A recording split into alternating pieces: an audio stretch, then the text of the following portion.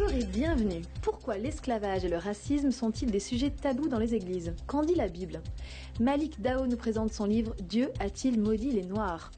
Avec la citation du jour, Jean-Louis nous propose une réflexion sur la liberté, la vraie. Un prisonnier innocent libéré, c'est l'histoire d'un pasteur turkmène, les détails avec Clémence. Le Caravage peint l'incrédulité de Thomas, ce disciple qui veut voir pour croire. Francis commente.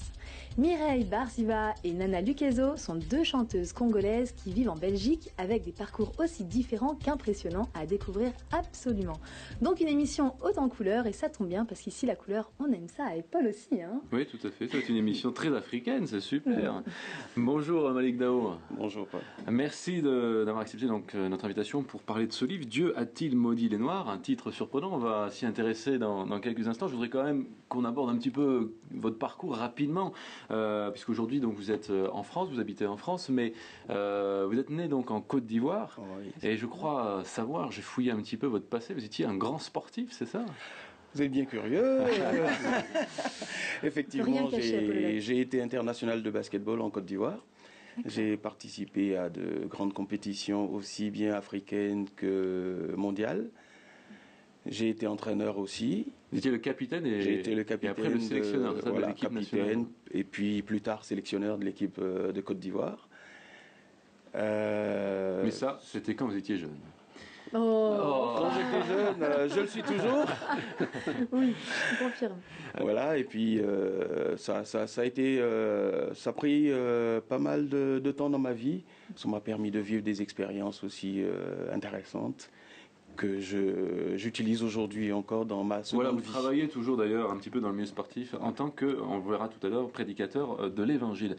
Alors justement, vous êtes prédicateur de l'Évangile aujourd'hui, mais ça n'a pas toujours été le cas, loin de là, puisque parallèlement à ce changement un petit peu de professionnel, je dirais, il y a eu aussi un changement, on va dire, d'ordre spirituel, puisque vous étiez musulman, un musulman même assez engagé. Vous étiez en train de financer, je crois, une mosquée dans votre quartier, etc. Vous participez évidemment au financement d'une mosquée. Qu'est-ce qui a fait qu'il y a eu un basculement à un moment donné? C'est vrai qu'on peut rien vous cacher. Ah non, mais...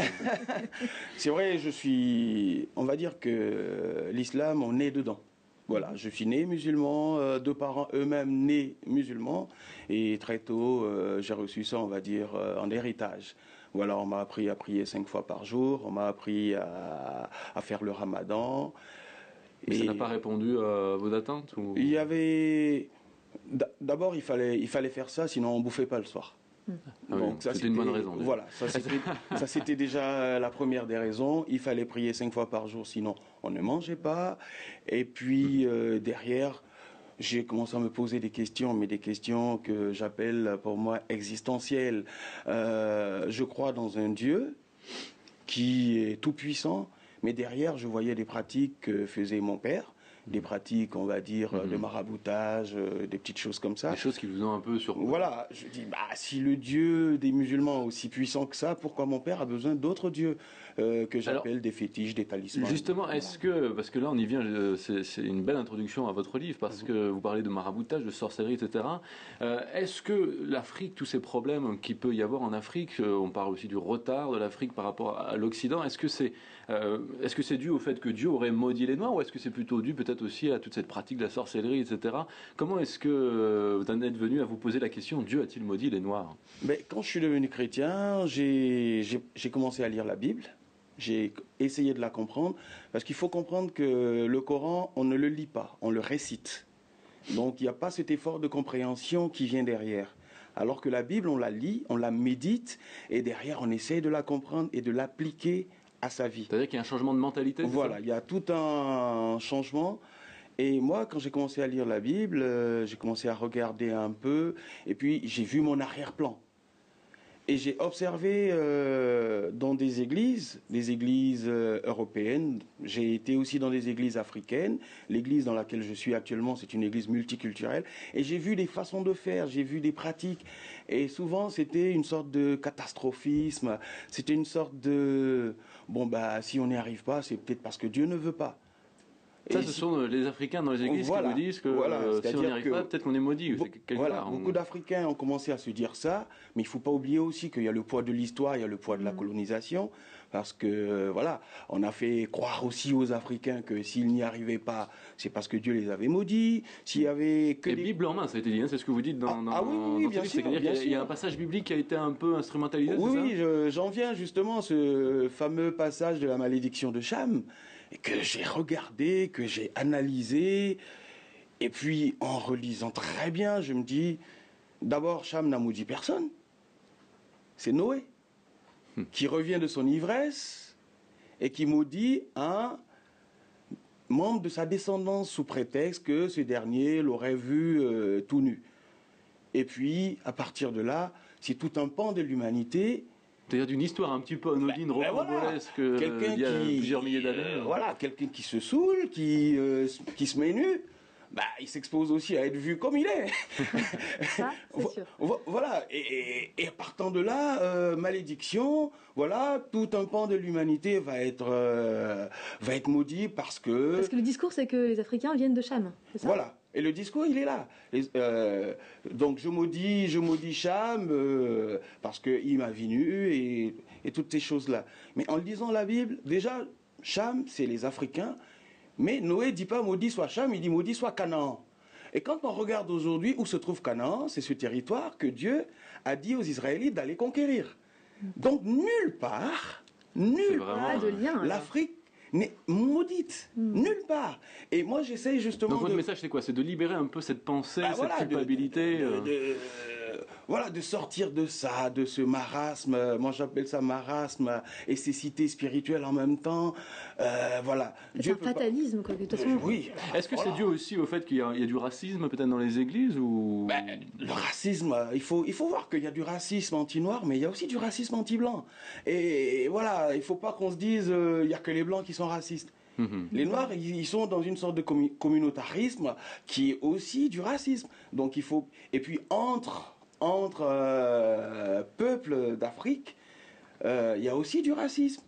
Les Ivoiriens marchent entre eux, les Congolais marchent entre eux, c'est pas toujours l'unité. Voilà, les Maliens, les Sénégalais, voilà. Donc le racisme a bon dos. Pour moi, c'est un argument un peu fourre-tout dans lequel on va mettre tous nos échecs. Je n'y arrive pas. Est-ce que c'est parce que je suis noir ou est-ce que je n'ai pas les compétences pour? Voilà les questions qu'il faut se poser. Barack Obama y est arrivé, c'est pas parce qu'il était noir. C'est pas parce qu'il n'était pas maudit. Je crois que apparemment la couleur a peut-être joué. Mais enfin, voilà. Donc ça il faut se poser aussi les bonnes questions. Il y a un noir qui a été à la NASA. Il n'aurait jamais été à la NASA si il n'avait pas les compétences. Donc voilà. Est-ce que aujourd'hui je peux sortir de cette espèce de raisonnement pour dire voilà. Justement, on parle de raisonnement. Est-ce que l'Afrique ne s'est pas encore libérée de cette histoire de la colonisation ou est-ce que c'est encore très présent dans les esprits? C'est encore présent malheureusement. C'est encore présent malheureusement parce qu'il faut qu'on grandisse à la fois spirituellement, mais je dirais même intellectuellement. Il faut qu'on grandisse, il faut qu'on sorte de là, qu'on essaie de comprendre le pourquoi du comment de ce qui nous arrive, et puis derrière, se donner les moyens d'en sortir. C'est vrai, l'Occident a sa part, mais l'Occident n'a pas toute sa part. On a aussi... D'ailleurs, vous avez un chapitre qui est intitulé, c'est le dernier je crois, Sois nègre et fier, c'est-à-dire que le changement, c'est les Africains qui peuvent le vivre en étant fiers, en découvrant une fierté qui va peut-être être un peu abîmée. Moi, quand je suis arrivé en France, la première église dans laquelle j'ai été, c'est une église de l'Est, Reims. Et ma façon de louer Dieu, ma façon de chanter, ma façon de m'exprimer, de lever la voix, ça choquait des gens. Mais je ne me suis pas européanisé pour autant. J'ai gardé la même façon de chanter, j'ai gardé la même façon de prier, j'ai gardé la même façon de louer Dieu, parce que je me dis, voilà, le Dieu que je prie, il est le Dieu des Noirs, il est le Dieu des Blancs. Et il y a la place pour tout le monde. Il y a la place pour tout le monde. Et une des raisons aussi qui m'a amené à sortir de l'islam, c'est qu'un jour j'ai demandé à mon père, mes voisins qui sont chrétiens, ils prient en français, ils prient dans leur dialecte. Mais pourquoi moi je ne dois prier qu'en arabe? Est-ce que le Dieu des musulmans ne comprend qu'une seule langue? Ah ben voilà, une réflexion voilà. aussi. Donc, on parle de ces petites choses, mais des choses un peu basiques, et puis on se dit, bah tiens, le Dieu qui comprend toutes les langues, il est peut-être celui qui est vraiment le Tout-Puissant. Et puis, le Dieu de toutes les nations, de tous les peuples. Moi, je crois que les Africains ont des qualités, il faut qu'ils les mettent en pratique, et puis qu'ils avancent. Eh bien, n'en dites pas plus. Tout est dans ce livre. Dieu a-t-il maudit les Noirs, la vérité sur la malédiction femme. Au-delà d'une étude, c'est aussi un encouragement pour ce peuple à se libérer, à changer de mentalité. Merci beaucoup en tous les cas pour ce partage, Malik Daou. Merci beaucoup.